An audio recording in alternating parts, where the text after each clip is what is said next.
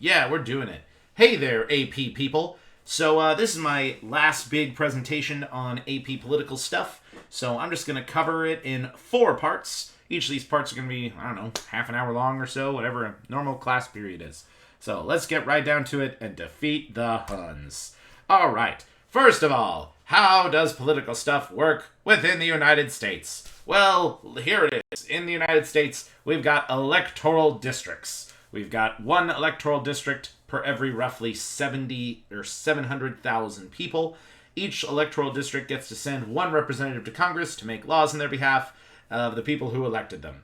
And the rules about these districts are they all must be contiguous, they all must kind of touch, and they all must have roughly the same amount of people. Last time the census counted, I think it was 700,000 people apiece. So let's check out how some of these states are divided.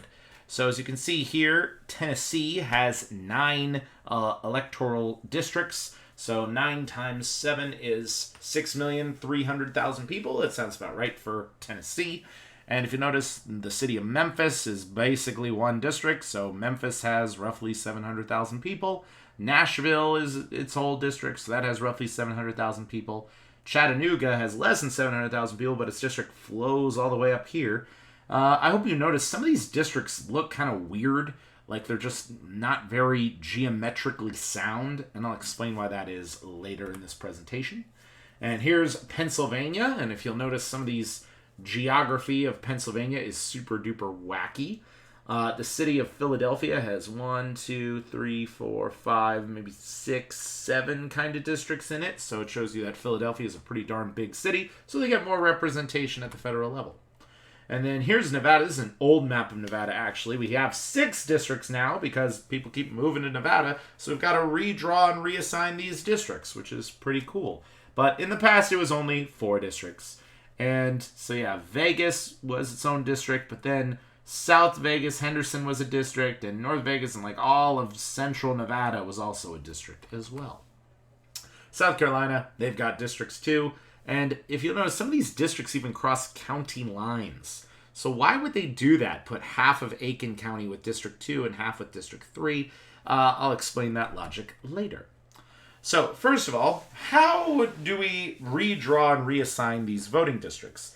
They happen every 10 years whenever we take a census. And guess what? We're taking a census right now. Typically, when people take censuses, is a census worker knocks on every door in the United States. They just send out all these people to collect data. And they ask people, how many people live in this house? How old is everybody? How much money y'all make? Because we want to know as a government where our people are, what our age groups of people are, what kind of services our people need, so then we can provide them. Because plenty of governments around the world don't have really accurate numbers about how many kids live in each city, about how many, do we need more fire departments? Do we need more police departments? So the census is just the official way that here in the United States, we can account for everybody, where people are, what people need. So every 10 years we have a census, and along with that census, we redraw these electoral districts because, of course, people are moving around. And we want to have roughly 700,000 people per each district, so you got to redraw those borders, and that's why those borders are constantly changing and constantly looking a little funky. So that's what's up with our electoral districts. So anyway, here we go. Everyone counts, and then census. It's fun. Okay, so now let me talk about especially why some of these districts look exceptionally weird. And it all has to do with a case. I think that date's wrong. I think it's 1893.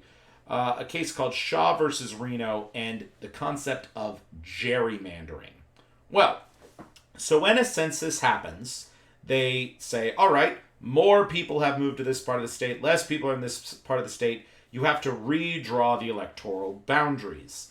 And what this guy named Jerry, what a dumb name, Jerry said, I'm going to redraw the districts in such a way that I will make sure that 55% of the people who live in my district will vote Republican, 45% of the people will vote Democrat, so that way the district carries for the Republicans and gives the Republicans an advantage. Well, as soon as this Republican guy named Jerry did it, a bunch of Democratic people in their states followed suit, but they redrew the districts so that the Democrats would have an advantage. And I'm pretty confident that it's the governor of whatever state is in charge during the census. So I think Steve Sisolak is our current governor. I'm pretty confident he's a Democrat. And he's going to redraw the districts in a way that'll give the Democrats an advantage in our state and kind of keep pushing Nevada more and more as a Democratic state. But yeah, it definitely does give advantages to one political party or the other. And I'll show you a little chart here that explains gerrymandering a little bit better. And also, I want you guys to know I have this really cool classroom activity that involves like taking this puzzle and gerrymandering it so that either Republicans win or Democrats win. And it would have been cool, but we're not in class, so what can you do? But yeah, gerrymandering is just the official name now given for when you draw these really weird electoral district borders in such a way to give yourself a political advantage. So here's what happened. In 2010, this was the original district lines for South Carolina. And South Carolina was pretty close, Democrat versus Republican, but I think Democrats did have a little advantage in 2010. Well, they took a census, and the Republican governor was like, oh, that Democratic advantage, it's gone now. So he redrew the lines in such a way where now the Republicans have an advantage. And I'm sure this is what happened here. So this district was probably like 60% Democrat, 40% Republican. But in this version, they redrew the boundaries, thereby making it 60% Republican, 40% Democrat. And as long as there's more Republicans there, then the Republicans get the seat and get the representation in Congress. So here's a little fun game you can see. All four of these boxes, the Republican voter, the Democrat voter, they're in the same position every time. But you're challenged with drawing four boxes within this to make it so that either, in this version, they drew four boxes of roughly equal size. Yeah, no, exactly equal size. All boxes have 9 people. But this box, everyone votes Democrat. These boxes are majority Republican, and the majority is all that matters. So therefore, 3 districts go Republican, 1 district goes Democrat. But if the Democrats are there, you could redraw the districts in the same way, where the shapes look weird. But look, every box has 9 dots in it. And this way, the whole state goes Democrat. So gerrymandering is some devious stuff. But I'll tell you, just about everybody does it. You've been gerrymandered. Haha. All right, and then here's Nevada. We don't do a lot of gerrymandering here because we only have, this is an old map, 4 or now 6 districts. But if you have a lot more districts, you can gerrymander the hell out of your state and just make its political borders look wacky. So let's talk about this map showing voting patterns. A lot of this information, all this information is from the most recent presidential election 4 years ago that got Trump into office. So let's start off with this one. Total votes. Clinton got 64 million. Trump got 62 million. Clinton got more votes than Trump. So why the heck does Trump become our president? Well, it's because our country has this system called winner take all. Okay? And every state is given a certain amount of points based on its electoral districts. As I said, in Nevada, we now have 6 electoral districts. And each electoral district is roughly 700,000 people. So therefore, here in Nevada, we've got 4,200,000 people. That sounds about right. Most of them are in Las Vegas. So, and then these other states, like poor Montana, nobody cares about you. You only have 3 votes. Texas has 36, California has 55, New York has 29. So, yeah, Clinton won a lot of the bigger states, but Trump won so many more of these smaller states, and especially the Midwest states. This is really what was his wild card that got him to win the election. And I'm sure what happened was, and you look back at this map here, or these charts here, a lot of people in Arizona voted for Clinton, but a little bit more voted for Trump. And then Colorado, a little bit more voted for Clinton, but Florida, the difference was only 100,000 people. Iowa, the difference was 150,000 people. Michigan, the difference was 10,000 people. 10,000 people, and then the entire state of Michigan goes for Trump. They don't split states depending on these numbers here. If they did, Clinton would have won with a landslide. But Trump played the electoral game, and he knew that if he just has 51% of the votes in Michigan, Wisconsin, Indiana, Ohio, then all these points from those states will go to him. And that's why he became presidente. And here, I also want to show you this map. So this map shows you by county how people voted in the election. And as you can see, way more counties went red for Trump than went blue for Clinton. Clinton really only had a lot of the major cities of the United States. Trump was far more spread out in his appeal. And then, yeah, here's the map of Nevada. Nevada went to Clinton, okay? We were officially a blue state. But that's because more than half the people of Nevada live in Clark County, so Clark County is really the only one that matters. Sorry, Tonopah and all you middle and Ely, you middle parts of Nevada, no one cares about you. And then I want to show you these two maps as well. So what a map maker did was he saw how every part of the country voted in the last election. And if a part of the country really liked Trump, they raised the elevation. And if a part of the country really didn't like Trump, they lowered him to water level. So as you can see here, so much of especially the middle part of the country really did love Donald Trump. Middle Nevada loved Donald Trump. The mountain ranges here love Donald Trump, and quite a bit of the Midwest liked Donald Trump. He said he would make America great again, so people believed him on that. And then this is all the love that Clinton got. So as I just want to compare these two maps. I think it's just so interesting that Trump had so much of a greater appeal across our country than Clinton did. I mean, Clinton did win, Philadelphia, New York, Washington, D.C., LA, San Francisco, Seattle. So she's got all of our big cities, and most people live in the big cities. So yes, she did get more votes. But Trump, his appeal was far more spread out across our whole country. And I would try to have this discussion in class of, does the President of the United States, are they responsible for only representing the interests of people who live in cities, or are they responsible with representing the interests of the broad, spread out peoples of the United States? And by comparing these two maps, I think it's pretty clear that even though Trump did not win more votes, he had a far greater geographic appeal than Clinton ever did. So, and that's why he became president of the United States. And we're about to have another election in November, so hopefully the Democrats have learned a lesson from all this. Okay, so let me now cover this. In an earlier version of this video, I totally screwed this slide up, so now I'm ready to say this right. There are two kinds of government in the world. You should have got these from your key issues homework, but maybe if you didn't do those, get ready to learn them right now. Every country in the world is either federal or unitary. If you are a unitary government, it means that every single rule and law and decision affecting your country is being made at the capital city. There is one government, at the highest level that makes every decision for everyone. Alternatively, there is federal government, which is the United States, where we have multiple levels of government. You might have a city government, a regional government, in our example, state government, and then a national government. And sort of by having this layered form of government, decisions are made at different levels, and decisions can be different across the country.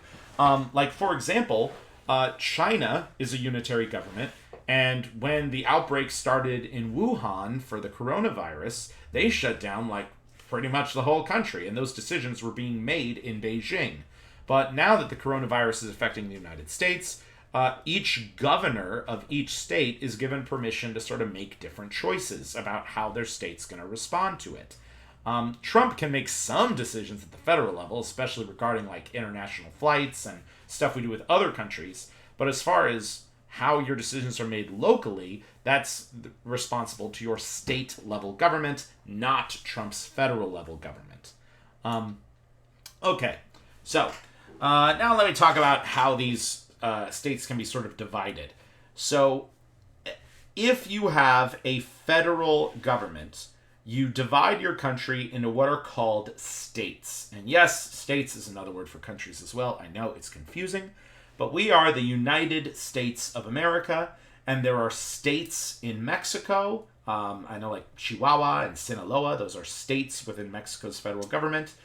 Brazil has states within their government. Russia has states within their government. Canada.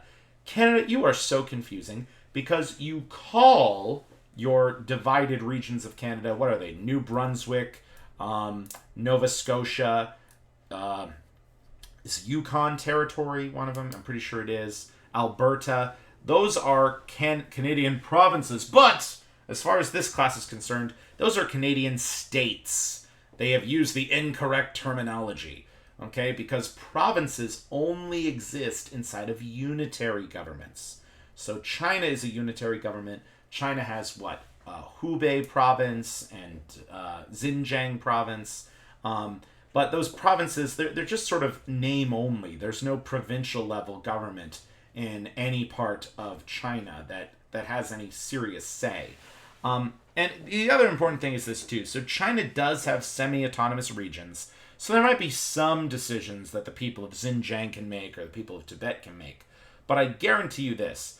If you are a unitary government, all the people at the top level of your government are like the same ethnicity, the same culture. They might have all been from the same city growing up. So your unitary governments, they're people who are from Beijing who make the decisions for all of China, and they really don't have anyone there on behalf of Xinjiang or Tibet or anywhere like that. But here in the United States, we are a federal government, and we have representatives come from all over the United States to Washington, D.C. to make decisions that affect all of our country. So it would be terribly improper if literally everyone in the United States who made laws at the federal level all grew up in New York City. Like, the American people wouldn't stand for it. Like, we'd be like, no, we want to share the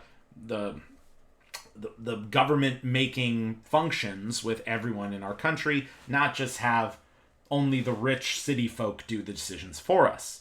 However, that's the decision. That's how they do it in China, though.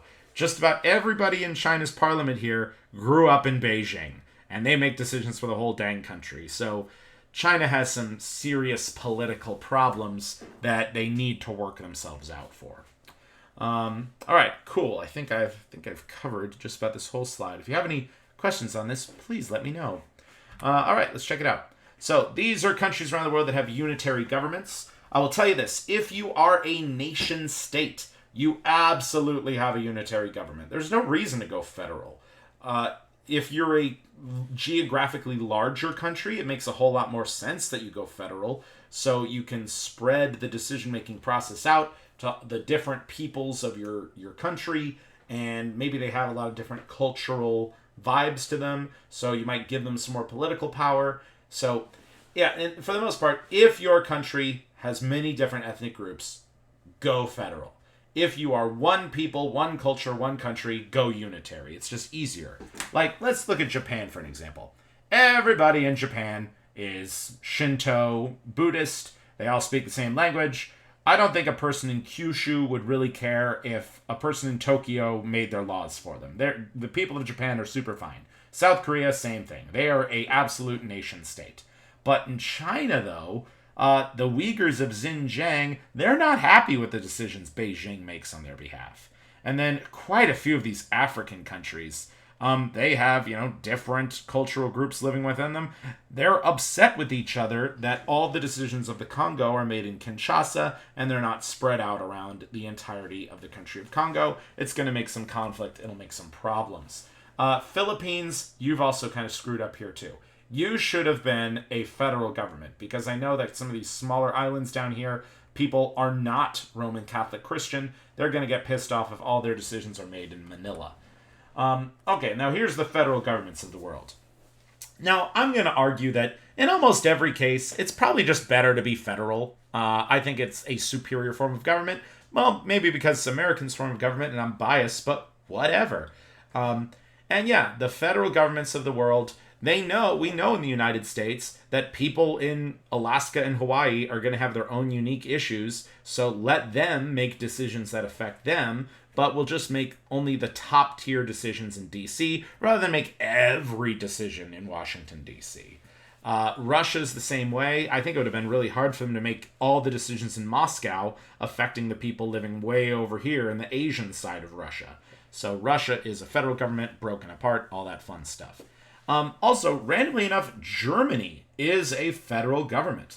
I remember one time I went into a Bavarian restaurant, and Bavaria is a state in Germany, and I talked to like the waiter there or something, and I was like, oh man, I'm so excited to eat some German food. And the waiter got mad. He was like pissed off at me, and he said like, we don't serve German food, we serve Bavarian food. Rah! And I'm like, whoa, like Bavaria's in Germany. Like, what's the problem? But he saw it as a culturally distinct place. So there you go. Learn more stuff.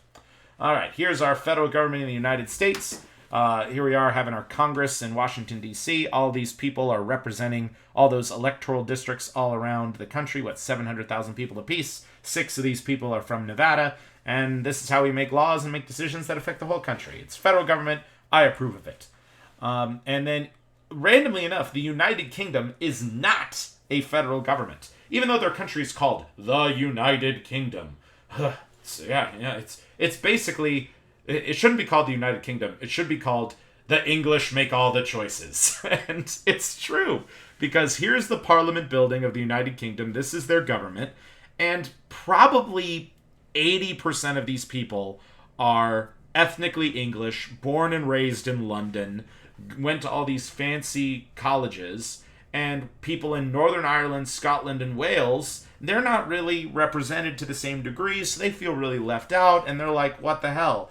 And that's why Scotland is talking about breaking away from the United Kingdom, because Scotland doesn't have a seat at the table, and they don't feel equally represented. So I really think that the United Kingdom should be what they say they are, and try to federalize their government, and actually bring in people from all the United Kingdoms to come to London and make laws together.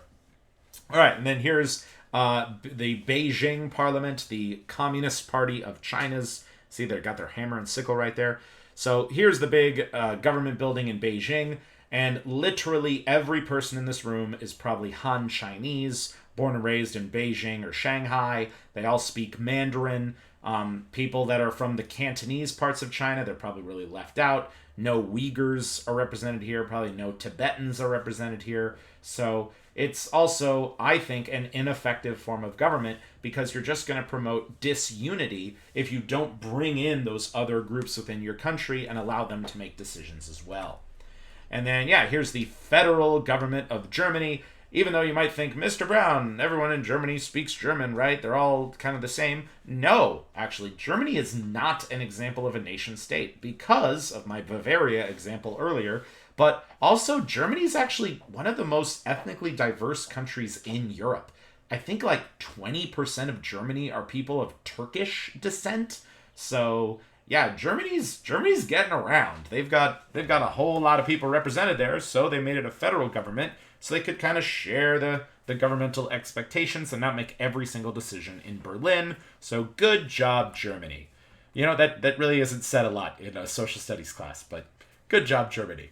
All right, I'll make this part another video, so I'll just stop it there for now. Peace out.